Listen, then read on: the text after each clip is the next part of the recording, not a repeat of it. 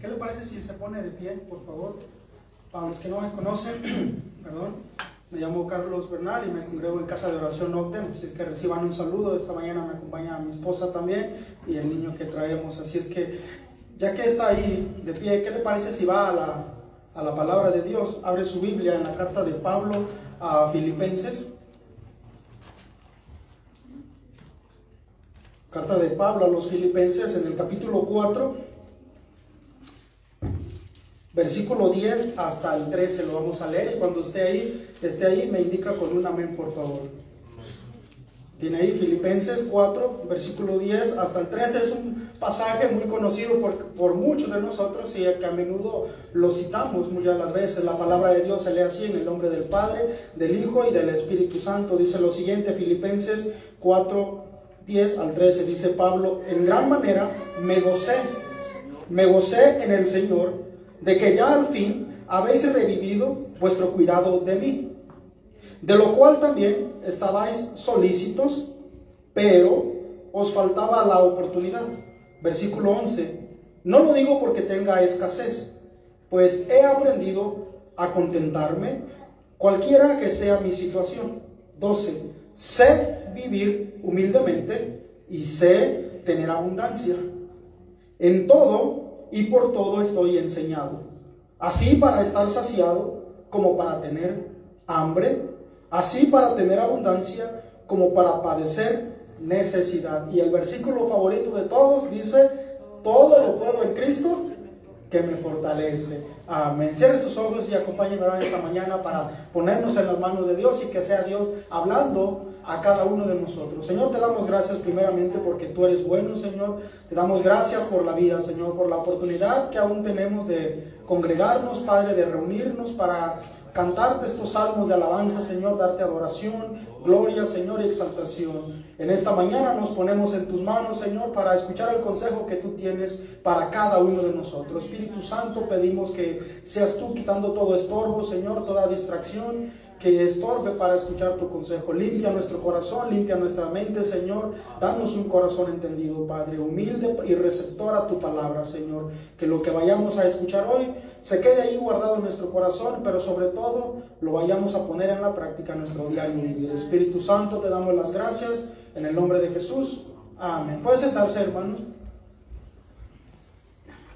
Fíjense que la gente muchas personas cambian constantemente de ánimo. Usted ha conocido gente que cambia constantemente de ánimo, a veces hasta por el clima, ¿cierto? Hay personas que cuando neva aquí en este estado se ponen tristes, se deprimen. No sé si ha conocido, a mí me ha tocado conocer gente así, que cuando cambia el clima, cambia su estado de ánimo.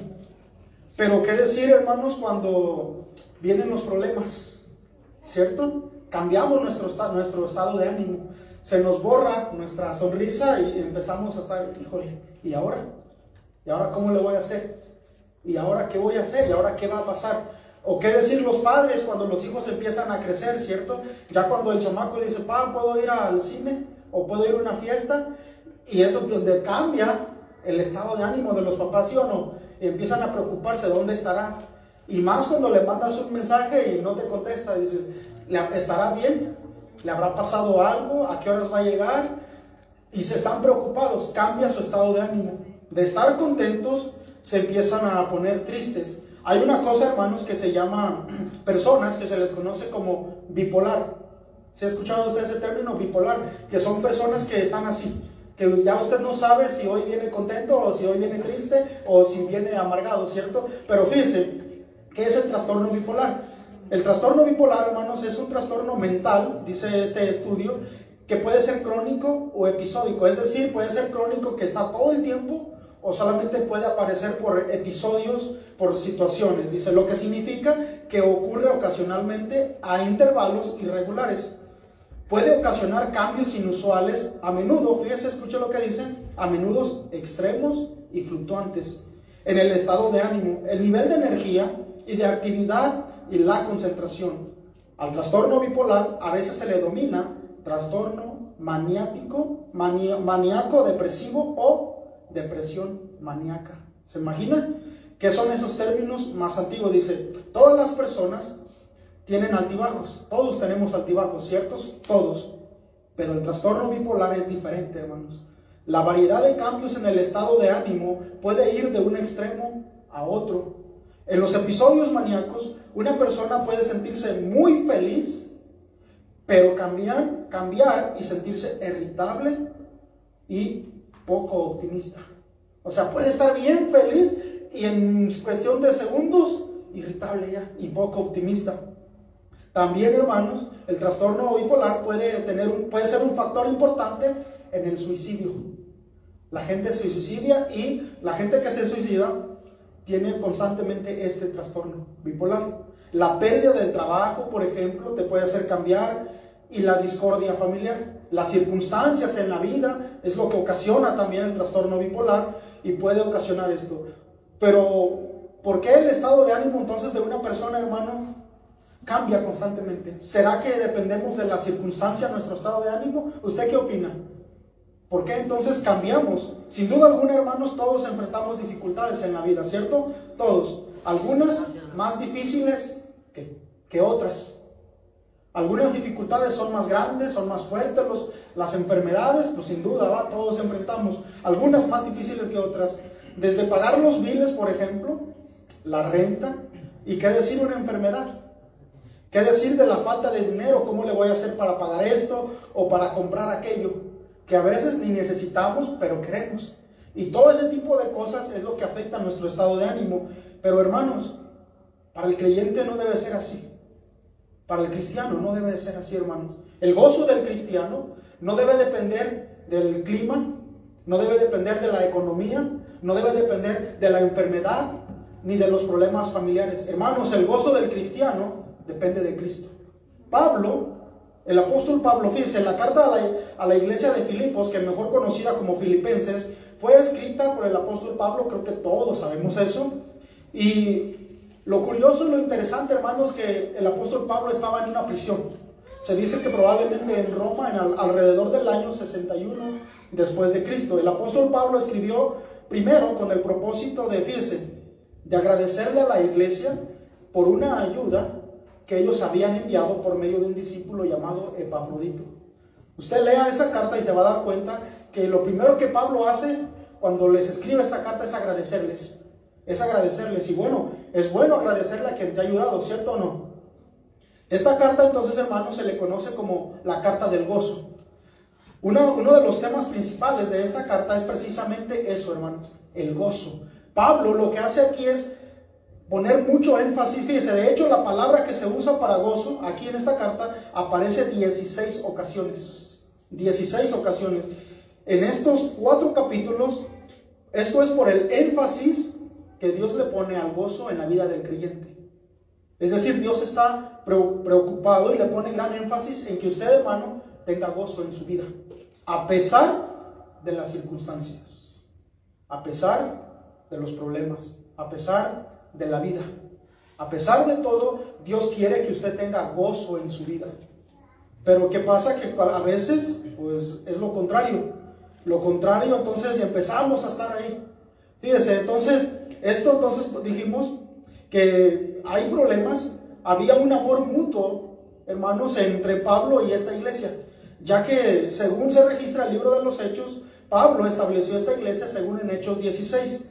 No lo busquen. Esta es una carta especial, hermano, de Pablo para esta iglesia. Esta es una carta especial. Se dice que es la carta más hermosa de todas las cartas de Pablo. Está llena de ternura, de calor, de afecto. Aunque es una carta dirigida a la iglesia de Filipo, en general da el sentido, hermanos, de ser una carta personal para cada uno de nosotros. ¿Sabe por qué? Por el cariño que el Espíritu Santo a través de Pablo expresa en esta carta. Si usted se pone a leer esta carta, hermano, se va a dar cuenta que es una carta especial y aplicable en todos los aspectos de su vida. Nos enseña muchas cosas. Primero, hermanos, vamos a ver entonces en quién debemos gozar, en quién nos debemos gozar y el por qué. Vayamos al capítulo 4, versículo 10, y vamos a estudiar estos versículos un poquito y vamos a tratar de profundizar y de entender, hermanos, que el secreto para el gozo, el secreto del gozo, no es tu economía. Fíjese, Filipenses 4:10. En gran manera me gocé. Fíjese, en gran manera me gocé en el trabajo, no, en el Señor, de que ya al fin habéis revivido vuestro cuidado de mí, de lo cual también estabais solícitos, pero os faltaba la oportunidad. Número uno, hermanos, si usted apunte ahí, Pablo se gozó en el Señor por la ayuda recibida de parte de los hermanos de Filipos. Fíjense, él se gozó, pero no por la ayuda, no por ellos. Se gozó en el Señor porque Dios puso en ellos que ellos le ayudaran. Fíjense, hermanos, lo interesante, que Filipos era una colonia romana próspera e influyente, localizada en la antigua Macedonia. Pero la congregación, hermanos, estaba enfrentando desafíos dentro y fuera de la iglesia. Fíjense, quiero que ponga en su mente esto. Aunque la iglesia estaba ubicada en un área muy próspera, no era así dentro de la iglesia. Aunque la iglesia estaba ubicada en una área muy buena económicamente, esta iglesia, hermanos, enfrentaba desafíos dentro de la misma congregación, pero sobre todo fuera, en el exterior. Fíjese, esta iglesia estaba enfrentando dificultades, dijimos, tanto externas como internas, aunque la ciudad era próspera. Fíjese, de hecho, esta iglesia se dice que era una de las iglesias más pobres que había en esa época. ¿Puede usted pensar esto, hermano? Una iglesia pequeña, pobre, enfrentando dificultades ante la sociedad, pero sobre todo enfrentando divisiones dentro de la iglesia. Y aún así, esta iglesia fue generosa con Pablo. Fíjese, aún así, esta iglesia, hace rato cantamos, de lo de tu mano recibido, te daremos. ¿Se da cuenta? Lo que quiere decir entonces, hermanos, que esta iglesia era agradecida. Lo que quiere decir entonces que esta iglesia era una iglesia madura, que a pesar de las dificultades, ellos no se guardaban para ayudar y aportar a la obra. Pero sobre todo, no se guardaban, hermanos, para ayudar a un hermano en necesidad. Vayamos a 2 de Corintios y fíjense nada más la generosidad de estos hermanos. A pesar de todo, estos hermanos eran generosos. La pregunta, hermanos, ¿seremos generosos nosotros o nos la pasamos quejando? ¿Se dan cuenta? 2 de Corintios capítulo 8, vamos a leer del versículo 1 hasta el 5, para que podamos ver, hermanos, cómo Pablo se gozaba por la generosidad de ellos. 2 de Corintios capítulo 8, versículo 1 al 5, dice lo siguiente, el apóstol Pablo dice: asimismo, hermanos, os hacemos saber la gracia de Dios que se ha dado a las iglesias de Macedonia, que en grande prueba de tribulación, la abundancia de su gozo y su profunda pobreza abundaron en riquezas de su generosidad. ¿Se da cuenta? La iglesia de Filipos, ahí estaba. Y fíjense, en grande prueba de tribulación. O sea, no era algo tan pequeño, tan sencillo que esta iglesia estaba enfrentando. No era algo pasajero, no era algo liviano, no era como que, pues está frío porque no pagamos el gas. No, no era eso, hermanos. Pero hoy, ese es el pretexto que usamos.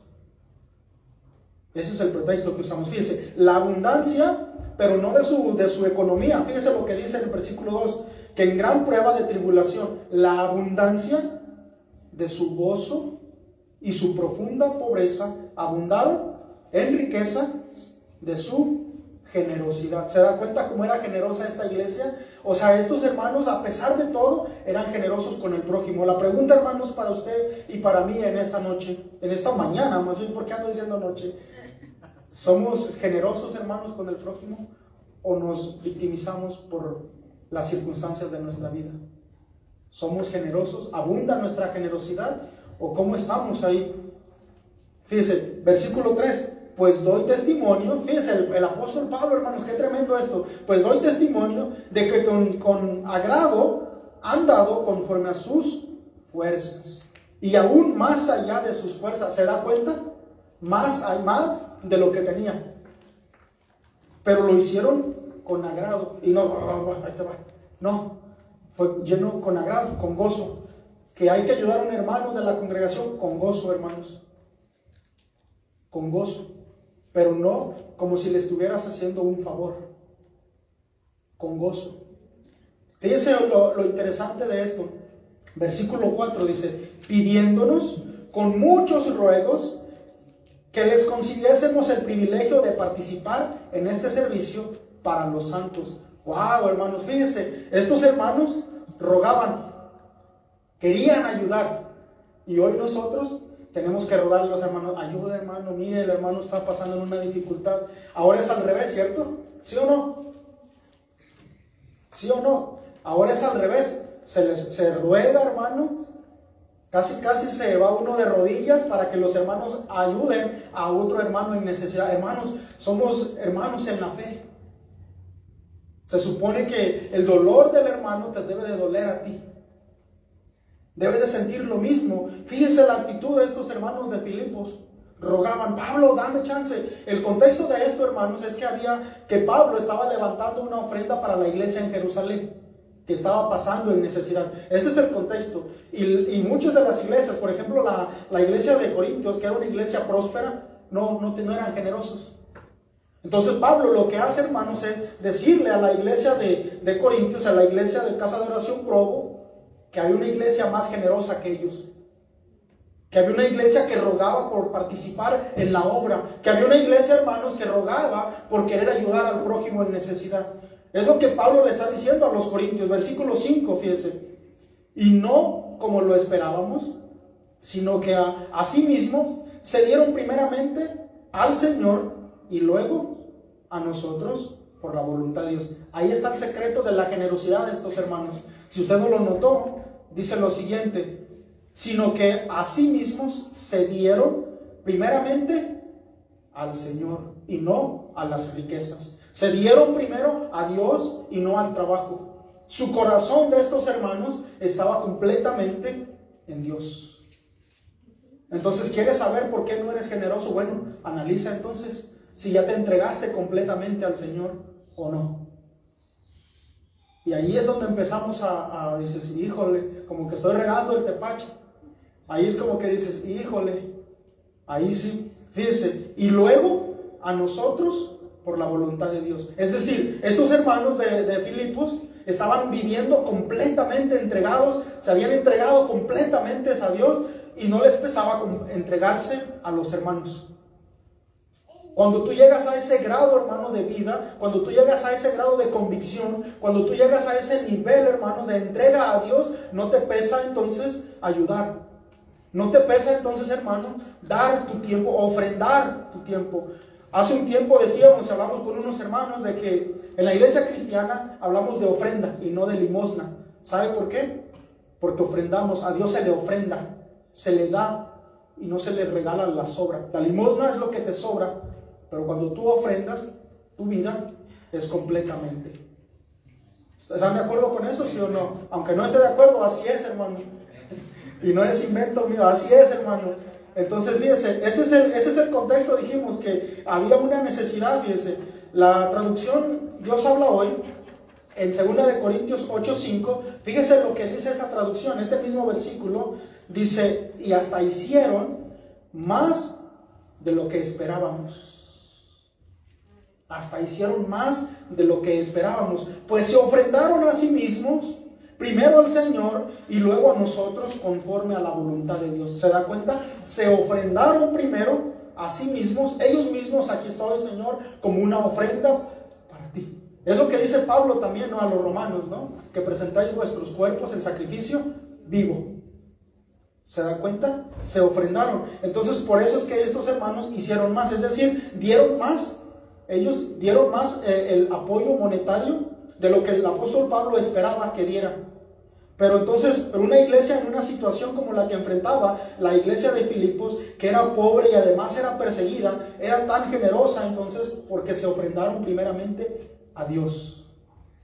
Qué bonito, hermano, sería que esta iglesia tuviera ese testimonio con las demás congregaciones. Hay una iglesia en Provo, Casa de Oración Provo, está empezando.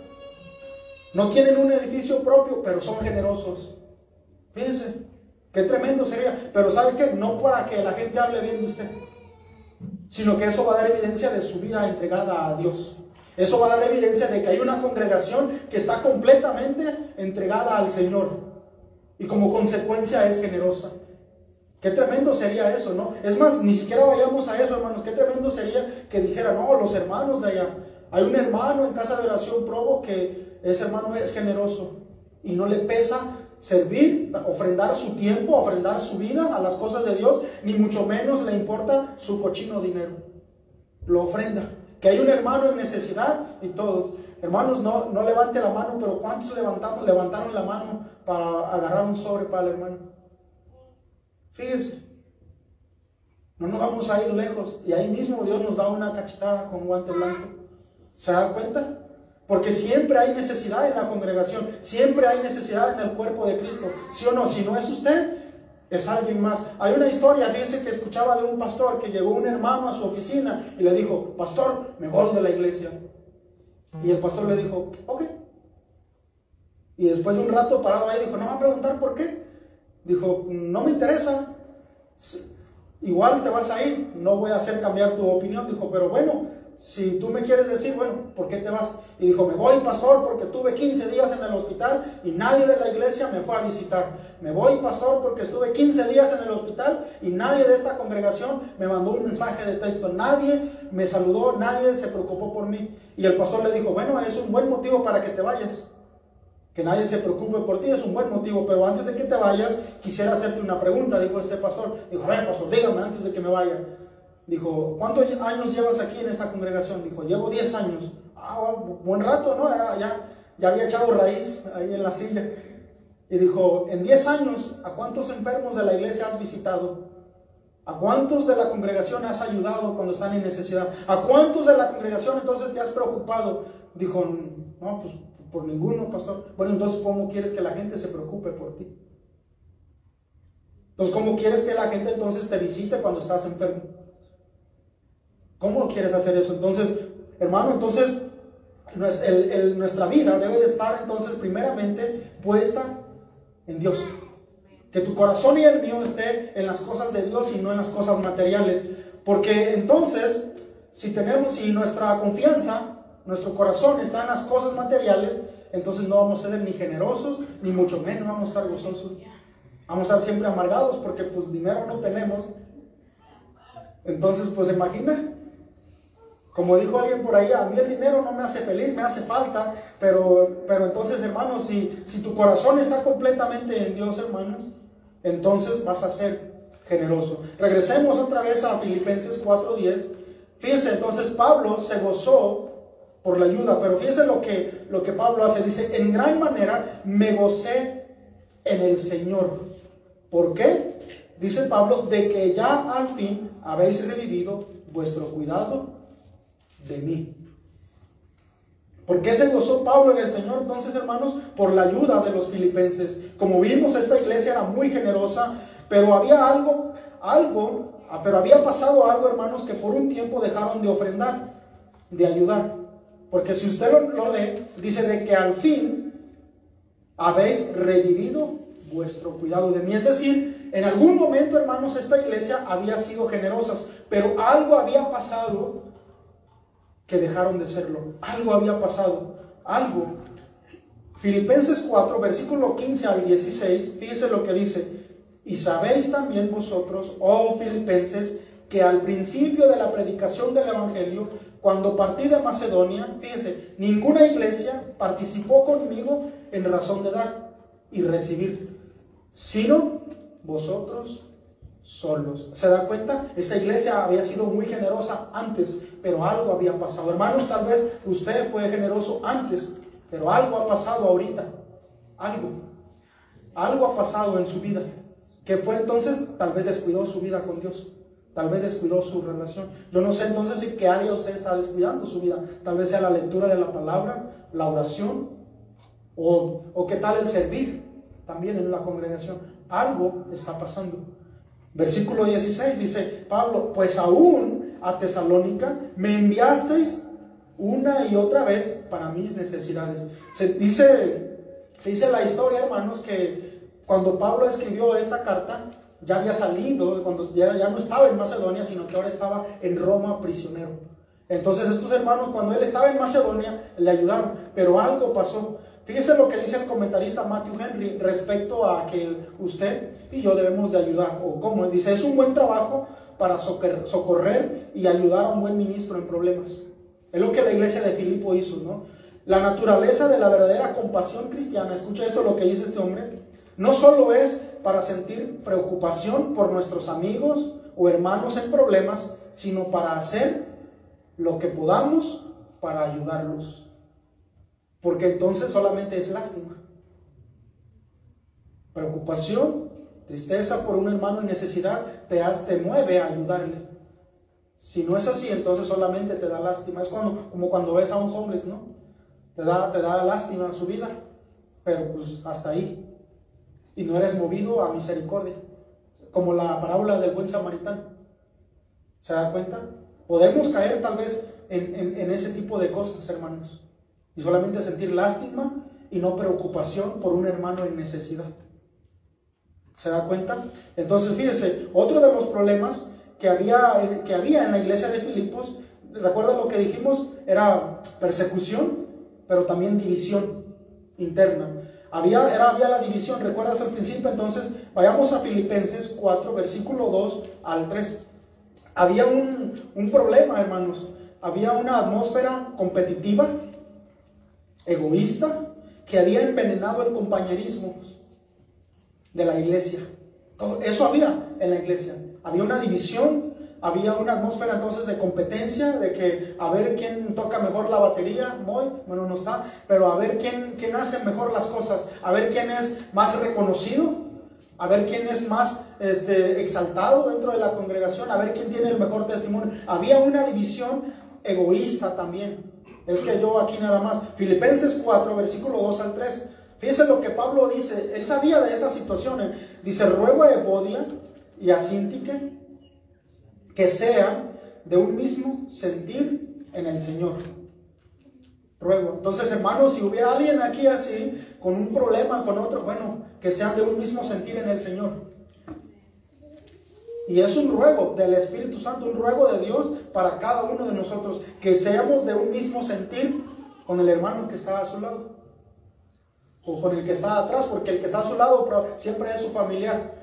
Entonces, con el que está atrás de usted o que está enfrente, que seamos del mismo sentir en el Señor. Pero no, bueno, sigamos leyendo. Asimismo, dice versículo 3, asimismo, te ruego también a ti, compañero fiel, que ayudes a estas que combatieron juntamente conmigo en el Evangelio. El apóstol Pablo entonces le está hablando a alguien más maduro de la congregación, para que se encargue de intervenir en este conflicto.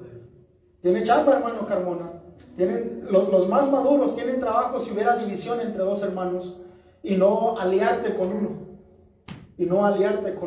Como dicen, no, esos grupitos de oración, te digo para orar por él, porque anda mal, anda muy mal, oremos juntos, Entonces, fíjense, con Clemente también, y los demás colaboradores míos, cuyos nombres están en el libro de la vida.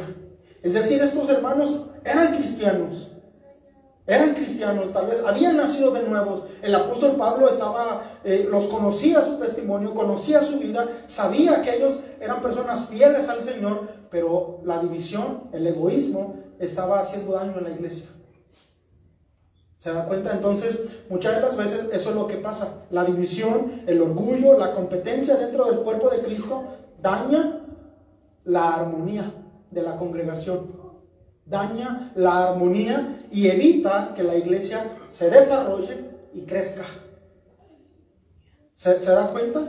Se desarrolle y crezca, y que pueda ser de bendición para el área donde se encuentra. Si Dios puso esta congregación aquí, no es casualidad. No es nada más porque pues se le rentaron este edificio. No. Por alguna razón, un propósito específico, Dios puso esta congregación aquí. Pero la división, el orgullo y la competencia de unos con otros, evitamos, hermanos, nosotros mismos, que la congregación se desarrolle y que sea luz para el área. Evitamos para otras, pero para otros, dice, estas dos mujeres al parecer eran miembros de la iglesia con un cargo grande que influenciaba a los demás miembros. Fíjese, si hermanos, si de por sí entonces la división entre dos hermanos afecta a la congregación, ahora imagínense dos líderes de la congregación divididos. Y pues ya están de este lado, no, aparte ya está el pasillo aquí, entonces pues ya hermano, cuando tenga usted un conflicto con alguien, pues ya se sienta acá y el otro acá, divide la congregación. ¿Se imagina el daño que le causa la división a la congregación?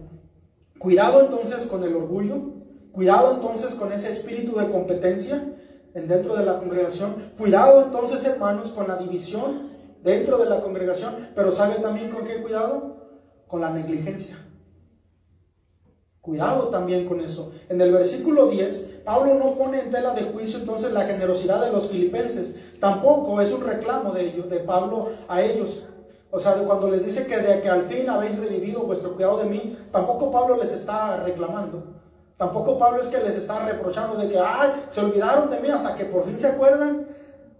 Hasta que por fin se acuerdan de los pobres. No. Pablo no le estaba diciendo eso. Fíjese, más bien es una expresión de gratitud del apóstol Pablo hacia ellos. Sé que deseaban, dice Pablo, más o menos lo hace así, deseaban ayudarme, pero no habían tenido la oportunidad de hacerlo. Pablo no le reclama a la iglesia, a pesar de la escasez que tenía en la prisión, no reclama a la iglesia de Filipos. Aunque estaba en una cárcel, su estado de ánimo no había cambiado, él seguía teniendo gozo. Si usted ha estado en una cárcel, bueno, ahorita ya están bien suaves, ¿no? Acá en Nifa ya están pues, hasta con comida. En la mañana desayuno, lonche y cena. Y no, pues aire acondicionado en el verano. Y en el invierno pues con calefacción. Lo sé porque ahí estuve una temporada, unas vacaciones. Las cárceles de esa época no eran así, hermanos.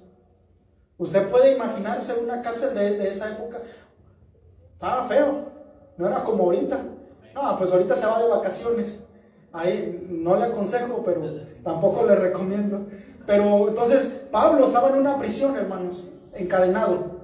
Pero su estado de ánimo, su gozo, no había cambiado por esa circunstancia. Y fíjese, una persona en una necesidad tan terrible, tan tremenda, prisionero, encerrado en una cárcel, amarrado en cadenas, no le reclama a los hermanos porque se hayan olvidado o no hayan ayudado un tiempo, sino que más bien Pablo les da una de agradecimiento, de gratitud.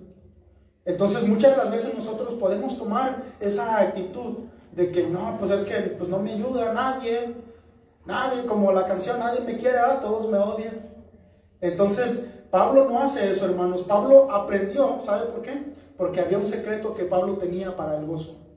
Y Pablo había aprendido. Vayamos al versículo 11 y 12 ahí mismo. Para ahora sí, empezar a estudiar esto. Esto era la introducción, hermanos, nada más. Filipenses 4, 11 al 12 dice lo siguiente, fíjense. Pablo les agradece todo eso. Dice, no lo digo porque tenga escasez.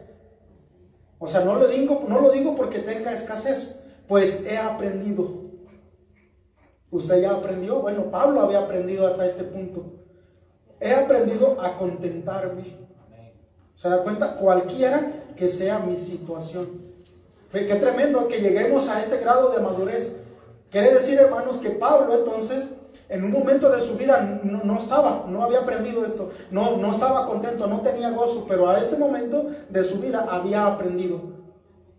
En su caminar en el Evangelio, Pablo había aprendido a contentarse. Pablo había aprendido a depender de Cristo.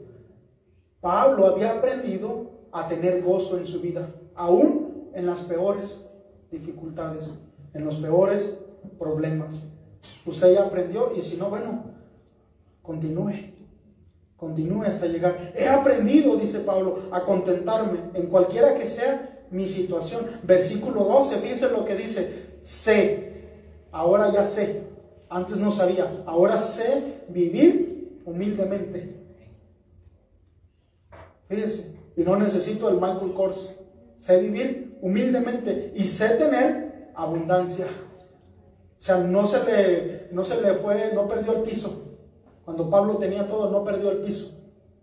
En todo y por todo estoy enseñado. ¿Se da cuenta? Aprendió a través de su caminar en Cristo. a través de ir madurando en el Señor, a través de entregarse completamente a Dios, se enseñó. Así para estar saciado como para tener hambre. ¿Se da cuenta? Así para tener abundancia como para padecer necesidad. No, hoy los chamacos de hoy no quieren ni frijoles. Es más, uno mismo ya se puso bien piqui. Cuando sale de la iglesia, ¿a dónde vamos a comer? No, pues es que ese no me gusta. El Betos, no, guácatela, no, ¿cómo? ¿Se dan cuenta, hermanos? Hasta uno mismo ya, supuestamente ya adulto y maduro. Y hasta uno mismo se ha vuelto así. ¿Por qué? No hemos aprendido, tal vez. Fíjense, no lo digo porque tenga escasez, es decir, pobreza, necesidad. ¿Estaba Pablo en pobreza, hermano? Es una pregunta para usted. ¿Cree que Pablo en la cárcel estaba en pobreza? Sí, ¿va? ¿Cree que Pablo tenía necesidad? Sí. No lo digo, entonces dice Pablo en pobreza, sí, estaba en la cárcel, tenía necesidad, pues claro que sí, pero no les escribe para pedirles ayuda. Tampoco se desbarata en agradecerles. O sea, Pablo tenía cordura. Tampoco les reclama, pero tampoco se desvive, por así decirlo, en, ay, gracias hermanos, ustedes son unos siervos del Señor, ustedes, no hombre hermanos, voy a interceder para que ustedes les multiplique. Y no. Tenía templanza, tenía gozo, tenía tranquilidad, tenía cordura. Agradecía por la vida de ellos, pero se gozaba en el Señor por ellos. ¿Se da cuenta? Es decir, cuando alguien te ayuda, hermanos, gózate, alégrate en el Señor por la vida de la persona. Pero no, hermano, y aquí ya no me despego de ti. No. O luego dice, no, hasta que voy a cortar una flor de tu jardín. Y entonces, porque a veces tenemos, o la gente tiende a tener eso, hermanos, que cuando ven que alguien es generoso, muy generoso, la gente se acerca más. Y más. No, o sea, el hermano es bien a todo dar. Ay, nomás porque te está invitando a comer todos los días, pero tampoco seas así. Entonces, ese es otro extremo también. Entonces, pero tampoco les escribe, dijimos, para pedirles ayuda ni se desbarata en agradecimiento. Se goza en el Señor, entonces, por la generosidad de ellos, porque eso daba un buen testimonio de la iglesia de Filipos. Pablo sabía que hasta este momento Dios había suplido sus necesidades. Pablo sabía que hasta ese momento Dios no lo había abandonado. ¿Pero por qué? Por la vida entregada de Pablo a Dios. Por eso. Entonces, hasta ese momento, Pablo había experimentado la provisión de Dios. ¿Qué significa esto? Entonces, ¿cómo lo aplicamos nosotros hoy en día? Primero, que Dios siempre va a suplir. Amén. Que Dios siempre va a suplir. Segundo, que debemos aprender a tener gozo siempre. Y tercero, que usted apoya a un misionero o a alguien en necesidad, el bien no es para él, sino para usted. Lo que aprendemos es que usted apoye, que usted ayude a alguien, a un hermano en necesidad o un misionero, el bien no es para él, el bien es para usted. Y entonces, ¿cómo? Bueno, ¿sabe por qué? Porque Dios nunca deja solo a sus hijos. Porque Dios nunca abandona a los que sirven en la obra. Entonces, no crea que usted por ayudar a un hermano que tiene una necesidad, usted le está haciendo un bien a él y alimentando su ego. No, el bien es para usted. ¿Por qué? Porque da testimonio de su madurez en Cristo. Usted no se preocupe. Si usted no quiere ofrendar, si usted no quiere dar para la obra, no se preocupe. Dios va a proveer. Así lo ha hecho y así lo va a seguir haciendo. Entonces, Dios no necesita que usted le dé, usted necesita darle. Primeramente, su vida. Y en todas las áreas que usted pueda dar a Dios.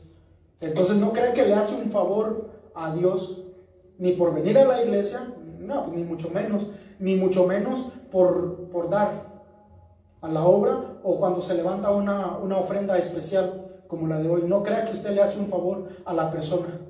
No, eso demuestra su madurez, eso demuestra sus convicciones, eso demuestra su sentir en Cristo por los demás. Eso demuestra entonces si usted vive una vida como Pablo, entregada a Dios. Si ya aprendió usted a depender completamente de Cristo. Hermanos, todos creo, sin duda alguna, todos hablamos de que Dios suple, ¿cierto? ¿Sí o no?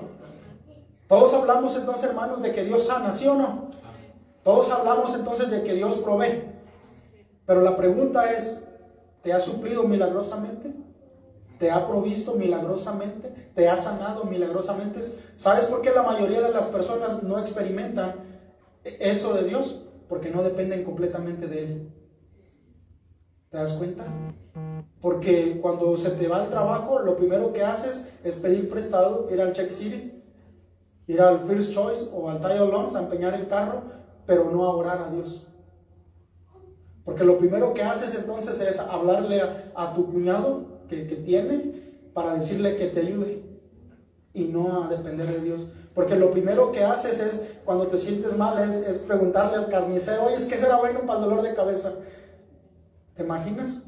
Lo primero que haces cuando te duele el cuerpo es buscar en Google, ¿por qué me duele la espalda, la parte de la izquierda o de la derecha? Y no orar a Dios. No hemos aprendido entonces a depender completamente de Él. Por eso es que no podemos experimentar su poder en nuestra vida. Entonces, este mismo versículo, hermanos, en palabra de Dios para todos, Filipenses 4, 11 al 12, dice lo siguiente: no digo esto entonces porque necesite ayuda, dice Pablo. He aprendido a adaptarme cualquiera que sea mi situación. Yo sé cómo vivir en pobreza, también en abundancia. Conozco el secreto de estar feliz en todos los momentos y circunstancias, pasando hambre o estando satisfecho, teniendo mucho o teniendo poco. Había un secreto entonces, había un secreto, hermanos. Pablo, el mismo apóstol Pablo, en Filipenses 4:4, fíjense lo que dice: regocijaos en el Señor siempre. Otra vez os digo, regocijaos. Ese era el secreto de Pablo. Entonces, ¿qué debemos hacer? Regocijarnos. Romanos, capítulo 12, versículo 12, dice lo siguiente: gozosos en la esperanza, sufridos en la tribulación, constantes en la oración. Ahí está el secreto. Si usted pensaba que el secreto era trabajar más para tener gozo, si usted pensaba que el secreto era decretar y declarar, si usted pensaba que el secreto para tener gozo era martificar su cuerpo, martirizarlo, si usted pensaba que el secreto para el gozo, hermanos, era irse de rodillas de aquí hasta el Utah Lake, no. El secreto para el gozo es estar constantes en la oración. Ahí está, una vida de dependencia, que dependa de Dios. Fíjate, Pablo entonces aprendió que su gozo, el gozo de Pablo entonces estaba en Cristo. Filipenses 4, versículo 13. Todo lo puedo en Cristo, dice Pablo, que me fortalece. Todo lo puedo en Cristo, que me fortalece. Fíjese, Pablo cierra este pasaje de agradecimiento a los filipenses con una declaración que encierra una verdad muy profunda. El secreto de la fuente del gozo del creyente es estar en Cristo. La tranquilidad del creyente es estar en Cristo. Pero ¿qué significa esa declaración de Pablo? ¿O qué es lo que encierra, hermanos? ¿Qué es lo que contiene esa declaración que muchas veces sacamos de contextos y la aplicamos mal? Este es uno de los versículos más mal aplicados de la Biblia. ¿Sabía eso? Sí sabía. Fíjense, número 1, ese todo de Pablo aquí, hermanos, no se refiere a todo. Se refiere a algo específico, que eran sus dificultades. Ese todo de Pablo, hermanos, no es como usted lo hace. Va a comprar una casa, pues todo lo puedo en Cristo que me fortalece. No. Este todo de Pablo aquí se refiere a las circunstancias ya mencionadas anteriormente. Tener abundancia, tener escasez, tener hambre, pasar necesidad, estar en las peores dificultades. Pablo podía estar con gozo en todas esas situaciones. Entonces, ese todo de aquí, entonces dijimos, se refiere a eso, a esas necesidades mencionadas. Todo lo puedo en Cristo. Esta conjunción, hermano, en Cristo, ¿sabía usted que esto tiene muchas aplicaciones? Bueno, fíjense, quiere decir entre, sobre, estando, dentro, pero también tiene el sentido de una mujer embarazada. En Cristo. ¿Tiene sentido? ¿Sabe? Cuando la mujer está embarazada y tiene su bebé en la panza, ¿no? Todas las mujeres que han estado embarazadas saben bien eso, ¿no? El bebé se alimenta por el cordón umbilical, ¿cierto? El bebé es completamente dependiente de la madre. Es alimentado por ahí y saca todos sus desechos por ahí. Eso tiene la idea o el sentido de en Cristo. Una relación, una conexión tan cercana como el bebé dentro del vientre de la madre. Así es la relación que Pablo tenía, y es la que nos dice que debemos de tener en Cristo. Una dependencia total, de no hay a medias, porque recordemos que en Dios no hay término medio. O eres frío o eres caliente, pero no puedes estar tibio. Creo que todos sabemos eso, ¿no?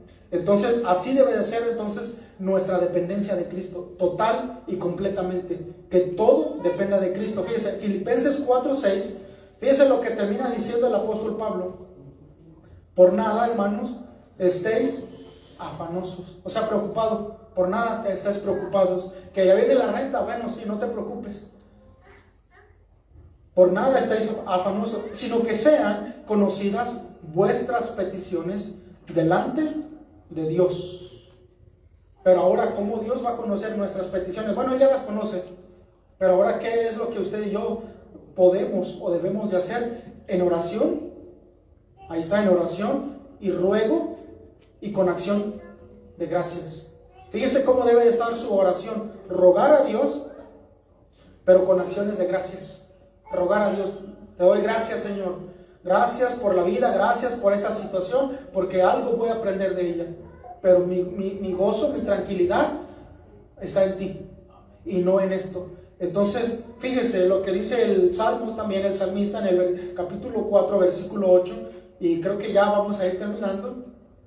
Salmos 4:8 dice lo siguiente, el salmista también: en paz me acostaré, a pesar de las dificultades, a pesar de todo, en paz me voy a acostar y no voy a ir preocupado, pensando, híjole, y mañana a ver cómo le voy a hacer, y a ver mañana. En paz me acostaré y así mismo dormiré. Hermano, si te acuestas preocupado, ¿cómo vas a dormir? Preocupado, ¿cierto? Pero si te acuestas en paz, dormirás en paz. ¿Se da cuenta? ¿Por qué cree que los niños, los bebés duermen bien? Por eso, bueno, siempre yo digo a mi esposa, dormir como un bebé, sin preocupaciones. Así duerma, hermano, como un bebé. No dando vueltas por acá en la cama, no, sin preocupaciones. Porque solo tú, Jehová, me haces vivir confiado. ¿Se da cuenta? Solo Dios nos hace vivir confiados. No en tu cuenta bancaria, no en el carro que después empieza a toser a medio frío. No en eso. O sea, tu confianza entonces no está en eso, hermanos, sino en Dios. El secreto entonces, hermanos, del gozo de Pablo era una dependencia total en Cristo. El secreto del gozo del creyente, hermanos, entonces no está en rituales, no está en supersticiones, no está en ese de que no está en eso, hermanos. No está en nada de eso. No está en los amuletos, sino en Cristo. Pero depende de una vida constante. Con oración, presentar tus preocupaciones con oración, con ruego, pero sobre todo con acciones de gracias. Si Dios ha hablado en esta mañana, hermanos, póngase de pie para ir terminando. O para terminar, más bien, póngase de pie, hermanos. Fíjese, el apóstol Pablo, hermanos, en verdad creyó que Dios le fortalecía. El apóstol Pablo creyó que de verdad Dios era que lo fortalecía. La pregunta es, ¿usted de verdad cree que Dios lo fortalece? ¿O lo fortalece su economía? ¿O lo fortalece la familia? Fíjese, para enfrentar cualquier circunstancia de la vida. Él creyó que Dios de verdad podía fortalecerlo para enfrentar cualquier circunstancia. Él creyó que en Dios estaba seguro y que solamente su gozo y su tranquilidad estaba ahí, con contentamiento y regocijo. Nosotros, hermanos, nos quejamos cuando estamos cortos de dinero. También nos preocupamos demasiado y muchas veces tomamos decisiones equivocadas porque no no creemos completamente que Dios nos fortalece. El apóstol Pablo no se equivocó, no se apresuró, no tomó decisiones equivocadas, hermanos, sino que tenía templanza, porque tenía gozo, porque su vida dependía de él. Muchas de las veces, hermanos, perdemos el enfoque de la realidad cuando las cosas van bien. Perdemos el enfoque, nos alegramos en una forma desmedida, que también perdemos el enfoque, pero no debe de ser así, porque cuando las cosas van bien, también perdemos el enfoque. Si usted pierde el enfoque cuando todo va bien, pues lo va a perder cuando todo vaya mal. Si usted se mantiene con templanza y con gozo en medio de la abundancia, pues va a tener gozo en medio de la tribulación, en medio de las dificultades. El secreto, hermanos, entonces, para estar siempre con gozos, siempre tranquilos, es depender completamente de Cristo. Pero eso es una decisión personal de usted y de mí.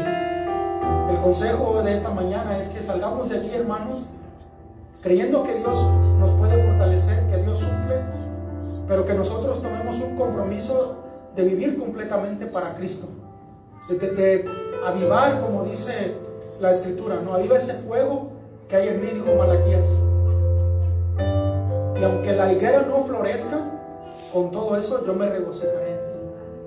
Aunque todo esté mal, me regocijaré en ti. Usted sabe las dificultades que está enfrentando, yo no las sé, pero ahí donde está, hermano, yo lo voy a invitar que cierre sus ojos y usted se ponga a cuentas con Dios. Usted sabe las necesidades por las que está pasando, si tiene abundancia, si tiene escasez, usted sabe bien cómo está. Yo no, pero usted sí. Lo que yo sí sé es que Dios puede suplir y puede fortalecerlo y puede darle gozo en medio de lo que usted está pasando. Señor, te damos gracias en esta mañana, Padre, por un día más de vida, Señor. Gracias por tu amor y tu misericordia, Padre. Gracias, Señor, porque las necesidades y las dificultades nos ayudan a aprender más de ti, Señor. Hoy queremos aprender el secreto que Pablo tenía, Señor, una vida constante en oración, una vida dependiente totalmente de ti para tener gozo, Señor, en medio de las circunstancias, Señor. Gracias, Padre, en esta mañana porque tú has hablado a nosotros, Señor. Queremos vivir confiados en ti, Señor, acostarnos tranquilos, dormir tranquilos. Despídenos en paz de este lugar, Señor, más no de tu presencia, Padre. Te damos las gracias en el nombre de Jesús. Amén.